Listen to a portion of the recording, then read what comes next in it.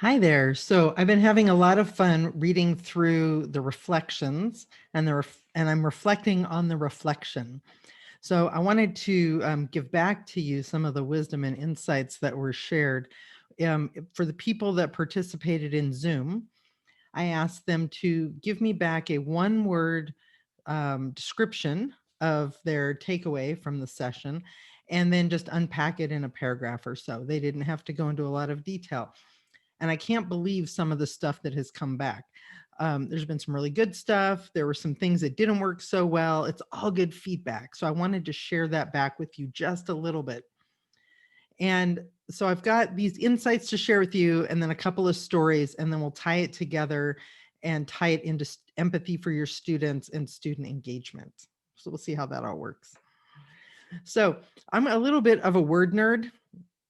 And so what I really like doing is finding out what it looks like to connect all these different words in interesting ways. And so I found this word cloud website. I got totally geeked out. I spent most of my morning trying to make sure all the words lined up just right. So the way a word cloud works, you probably know this, is the more times a word is mentioned, the bigger the word is. And so you can see which words like made people's beanie spin a little bit, what the words that they pulled out the most. Enjoyable, community definitely was the big one. Surprising was a big one. Interactive was a big one. And these are all words that were used to describe our Zoom reflection sessions last week. So I just pulled out a couple of the things, and I know my head's kind of in the way of this one. I'll share these slides, and I'll share. You'll have the video, and you have access to the document. So the link that's up here in the top right corner, that's access to the document where I've compiled the words and the paragraphs. But a couple of things emerged. So I picked the top 3 words, the ones that were repeated the most. And what was interesting, this idea of community, I met 2 others who I'd never met before. So this came up actually over and over in a couple of different ways, that there was value in speaking to people from other areas. Like you often get to talk to the people in your department, right? Maybe the people that are sort of in the departments that are sort of like your departments, but you almost never get a chance to talk with colleagues that are in completely different fields. And what kept emerging was that there was so much value in that. There was a lot of value. I like to call that cross pollination. It makes for a much stronger conversation. The other thing that kept coming up was that it was very, very interactive, and that a lot of people realized, wow, you really can have an engaging Zoom session that doesn't tune everybody out. So that was fun to hear. And then the one that was surprising, there were several that were surprising things that came up, but this idea that you don't have to have a lot of lead up to something.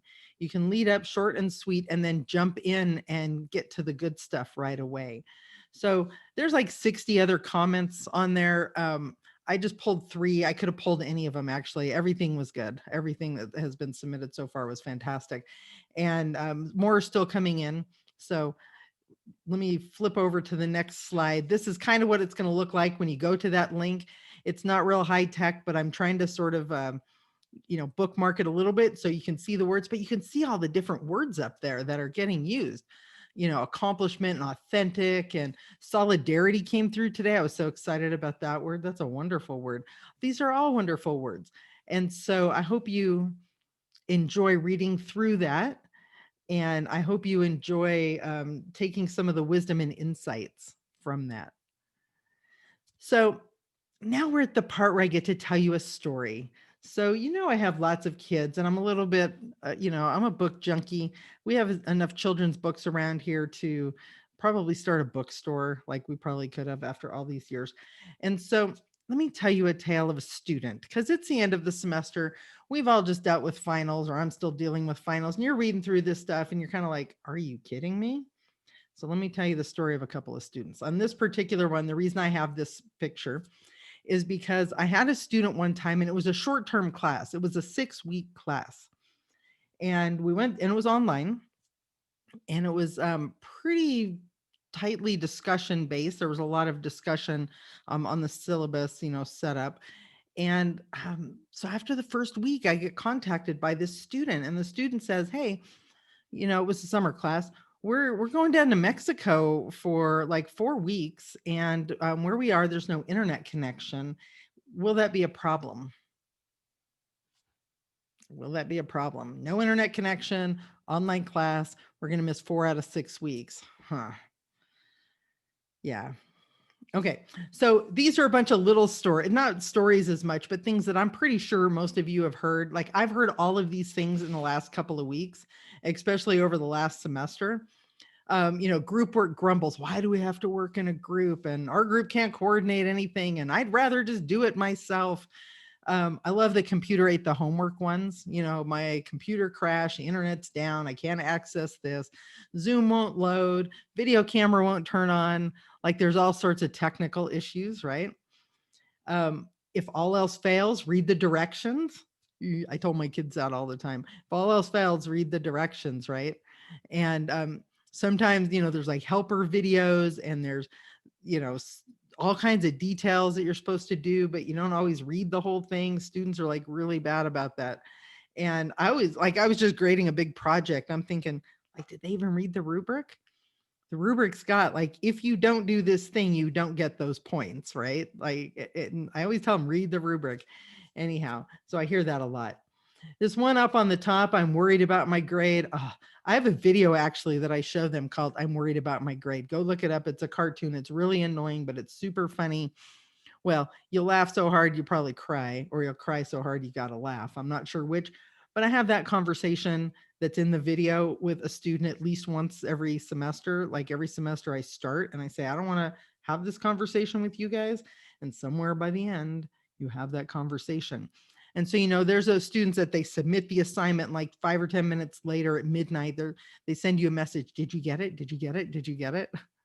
Um, or you ask them to do this like little thing and they want to know, well, are there any points for that? Like, is that worth any credit? Or, I'm worried I'm not going to pass the class.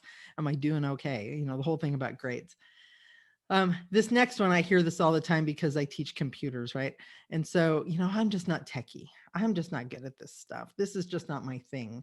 And it's mostly a confidence issue, right? That they're not confident enough to figure it out. And then this last one, well, it's obvious. Like you know how you have like your teacher voice, the things you say in your head, which don't always match the things that come out of your lips, which is probably a good thing. But sometimes you just want to say like, it's obvious. The instructions are clear. Why can't they find the thing they're trying to find? Let me give you a hint. It's mostly because you know where you put it and they don't know where you put it. So it's obvious is kind of a trap. Anyhow, so you've heard all these things, right? Like from students. If you've been teaching for more than, I don't know what, like 2 weeks, you've probably heard at least a couple of these. So what do these stories all have in common? Because they all have a common thread, like the story about the student that went to Mexico, all these different excuses and issues and things that I just talked to you about. What do they all have in common? They have one big thing in common.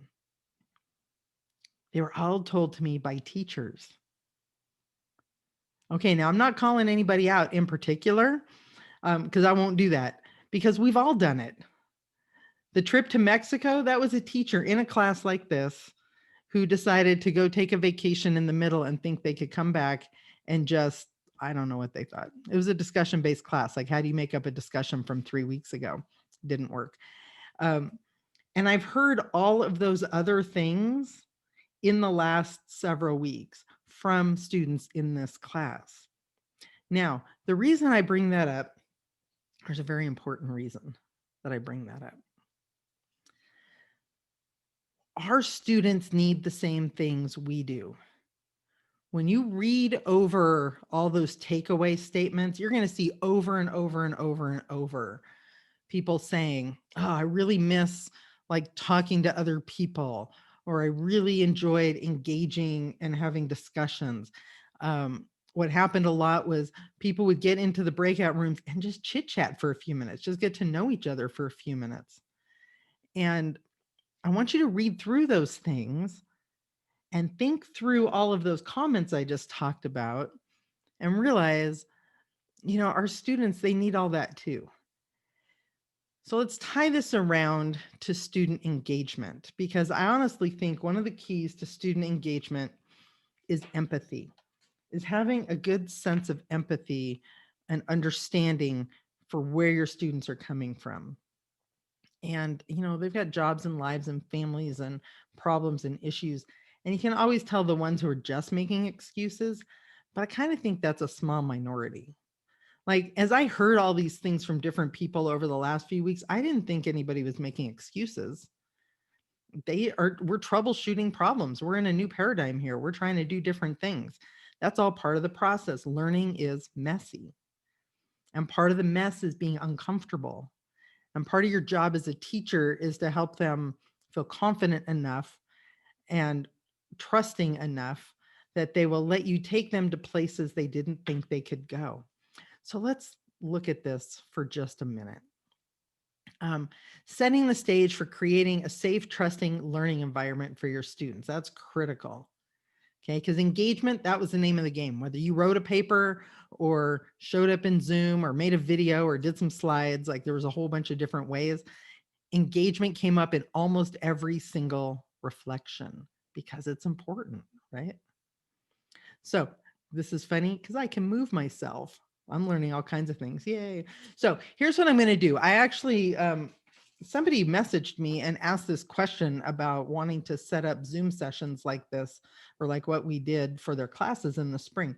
And I tried to boil it down to just a few key elements. And as I was thinking through it, I realized, this stuff applies asynchronously just as much as synchronously. It's a little bit easier to do face to face, but I think you could easily apply some of these things to your asynchronous class. So let me go through this and explain what I'm talking about here. Make communication high value but low stakes. And so what I mean by that is you want it to be a high enough value that if they miss it, like other students are going to be like, wow, that was a super cool conversation we had. You really should have been there. But low stakes so that it's not worth it, like a ton of points. Okay, so my Zoom calls are always worth like 20 points in my class. 15 you get just for showing up and participating, whatever that means. Whether you're typing stuff in chat or whether you're, reporting out in the groups, whatever that means, 15 points.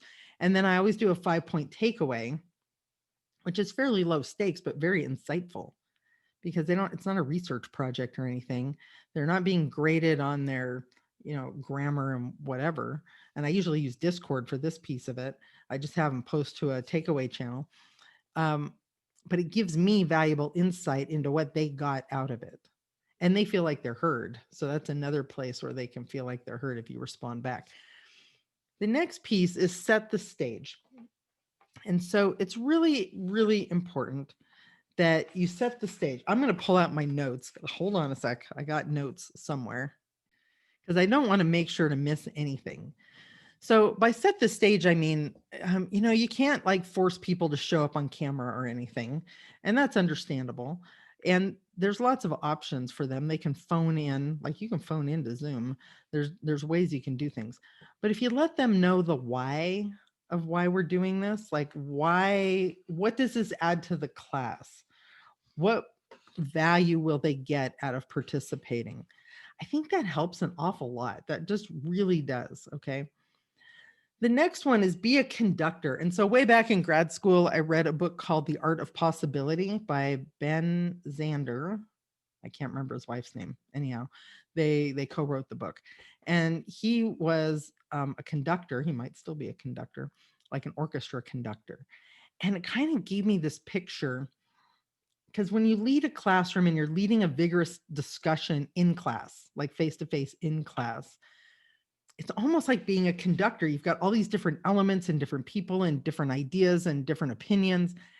And as the conductor, you've got the big plan of what you want this to sound like at the end, right? Like you have a goal, but you have to trust the players to play their part. And you have to know how to weave it all together, like how to bring it back on track and how to let it rise up, but then, refocus. So it's very similar to being a conductor. And so when I'm in Zoom, like when I do face-to-face or synchronous things, I only have like one or two main ideas for that session that I want to bring out for any given topic, like any given session. Um, and our sessions this past week, I wanted to kind of come up with two things. I wanted to give you the experience of group, breakout rooms and how that all worked.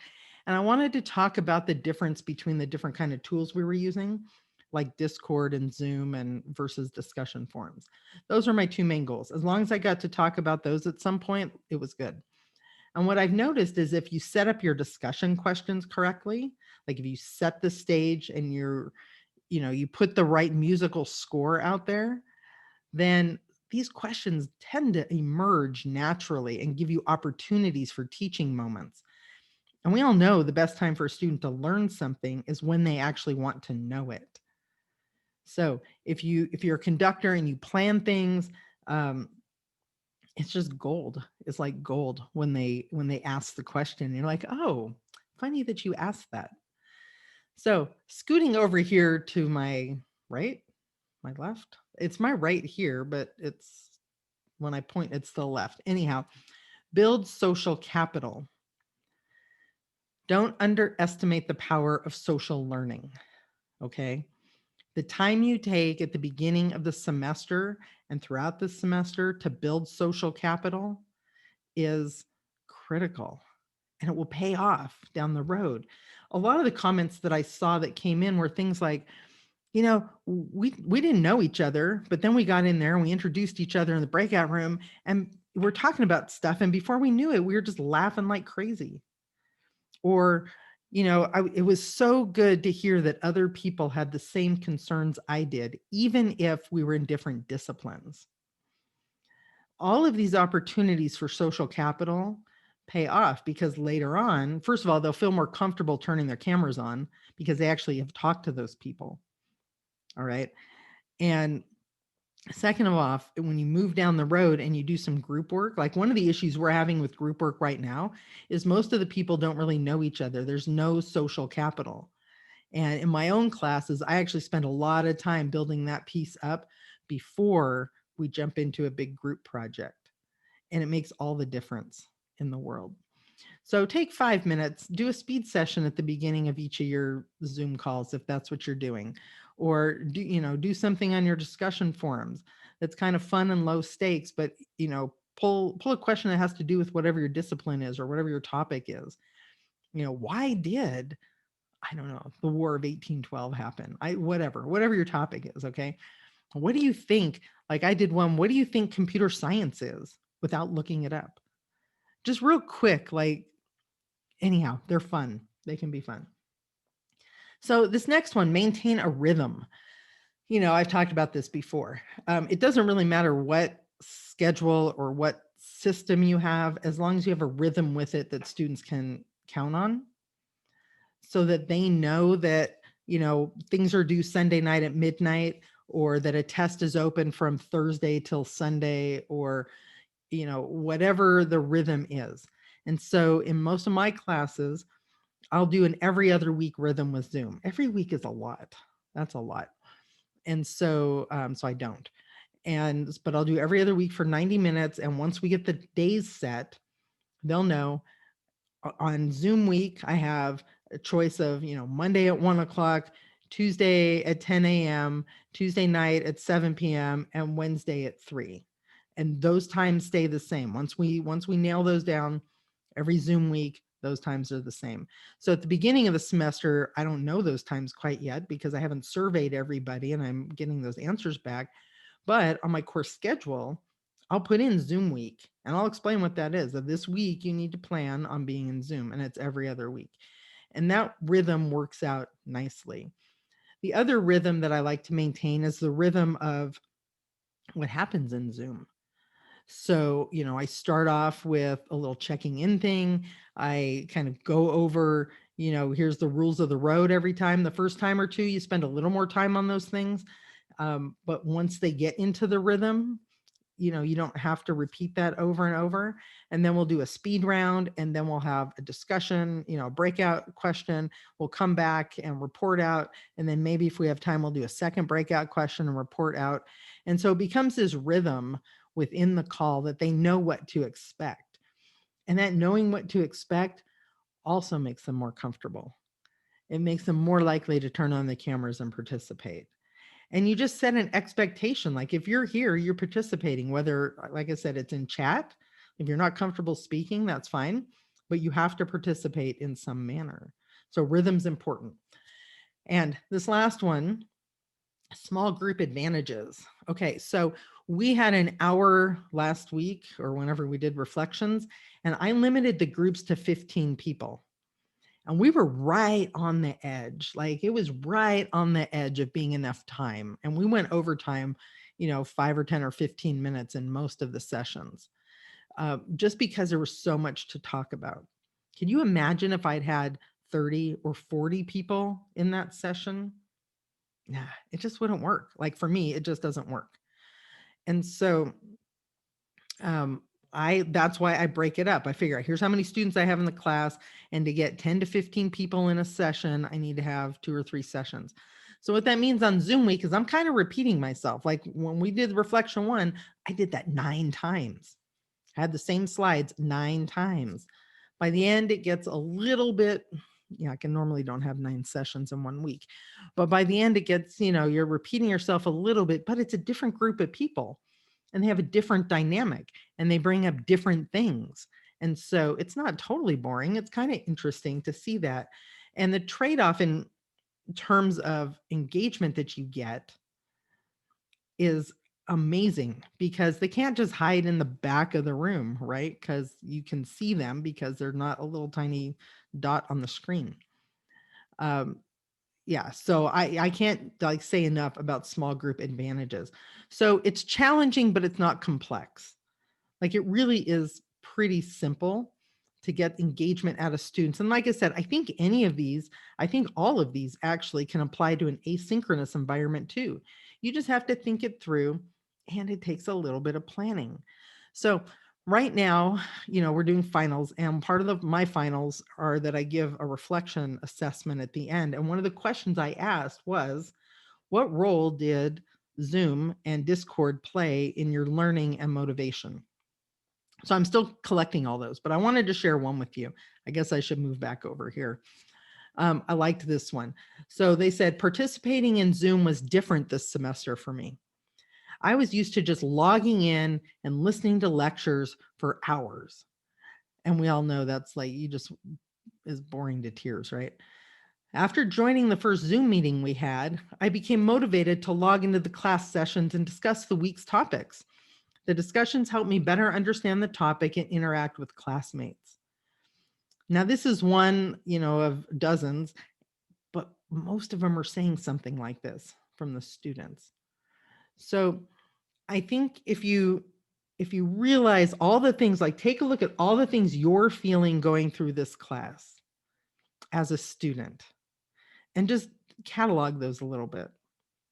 Go through and read all of the takeaways from all of your colleagues that have shared those with me, and see what you can pull out of there. Develop a deep sense of empathy for your students, and then plan some activities, plan some social learning, plan to humanize your course. Like then they become a face, not just a face and a name, but a person, with ideas and goals and the ability to make contributions. And when you come to it like that, it's such a powerful learning experience for all of you.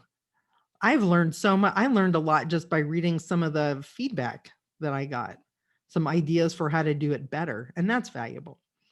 So I hope this all made sense. I hope you enjoyed it. We're going into the holidays. And so just take a break, like get stuff done, but take a break. Have a good week.